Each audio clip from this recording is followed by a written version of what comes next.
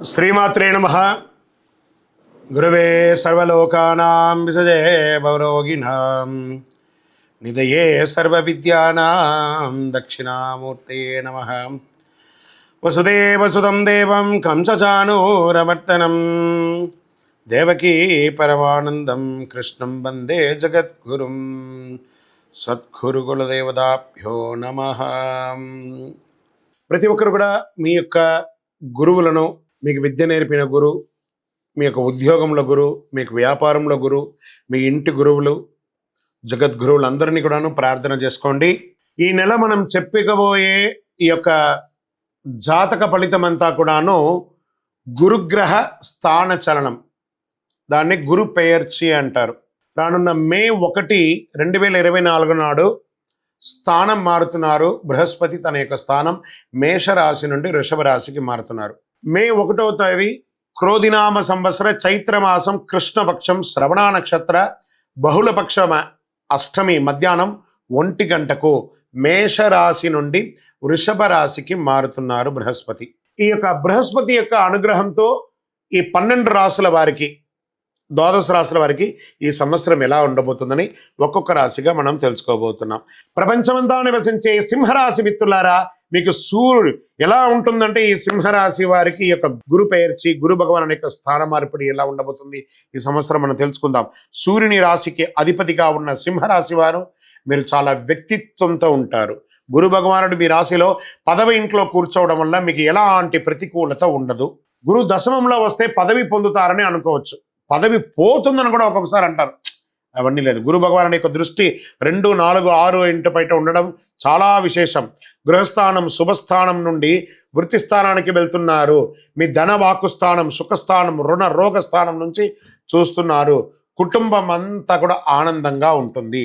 మీ కుటుంబంలో ఉత్సాహం ఏర్పడుతుంది. శుభ కార్యక్రమాలు చేసే అవకాశాలు ఎక్కువ ఉన్నాయి. వృత్తి లేదా ఉద్యోగ మార్పులు జరిగే తీరుతుంది. మారని వ్యక్తులకు వ్యాపార ఉద్యోగ సంబంధిత సమస్యలు ఏర్పడుతుంది.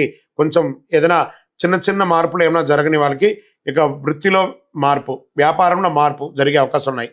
మీ వృత్తికారకుడు శని కళత్ర స్థానంలో ప్రయాణిస్తున్నాడు. మరికొన్ని సమస్యలు ఎదుర్కొనే అవకాశాలు ఉన్నాయి. ఆ సమస్యలను కూడా మీరే చాకచక్యంతో మెలకుతో బయటపడతారు. వృత్తిలో సమస్య, ఉద్యోగం చేస్తున్నటువంటి స్థలంలో సమస్య, ఇవన్నీ కూడా తొలగిపోయి సంవత్సర ద్వితీయంలో ఆదాయం పెరుగుతుంది. కొత్త ఇల్లు, స్థలం, వాహనం కొనుగోలు చేస్తారు. అప్పులు తీరుతాయి. దీర్ఘకాలిక వ్యాధులన్నీ తొలగుతాయి. శత్రువుల సమస్య నుండి బయటపడతారు. ఆలోచనలు నెరవేరే సంకల్ప సిద్ధి సమయం అయింది. సుఖస్థానం, రుగరోగ స్థానం నుండి బయటపడతారు. డబ్బు వస్తూ ఉంటుంది, ఖర్చు కూడా పెరుగుతూ ఉంటుంది. బయట ఇచ్చిన డబ్బులు, ఎక్కడో స్టక్ అయిన డబ్బులు కూడా మీకు వస్తాయి.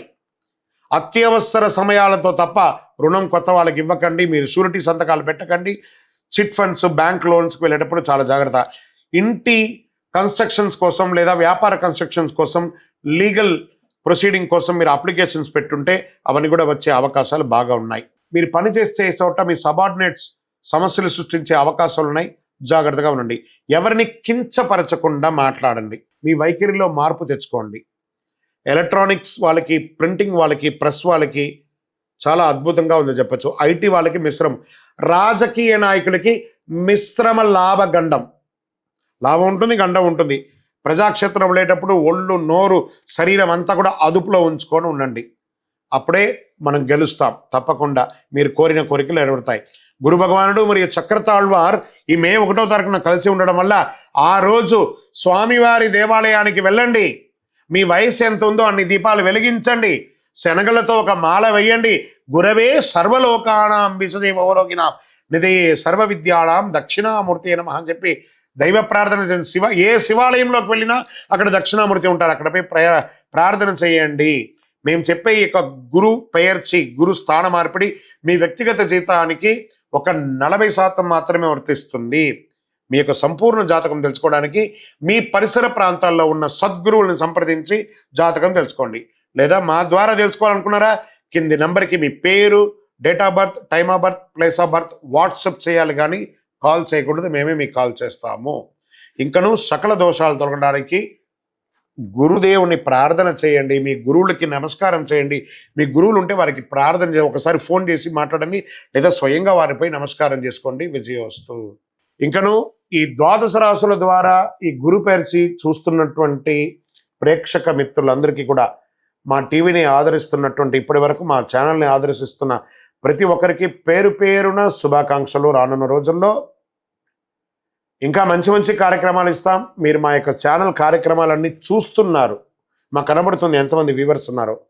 కానీ సబ్స్క్రైబ్ అండ్ గంట గుర్తుని కాస్త గుర్తుకు తెచ్చుకోండి, అలా క్లిక్ చేయండి. ఇంకా ఎన్నో కార్యక్రమాల్ని నేను మీకు అందించడానికి సిద్ధంగా ఉన్నాం. నమస్కారం.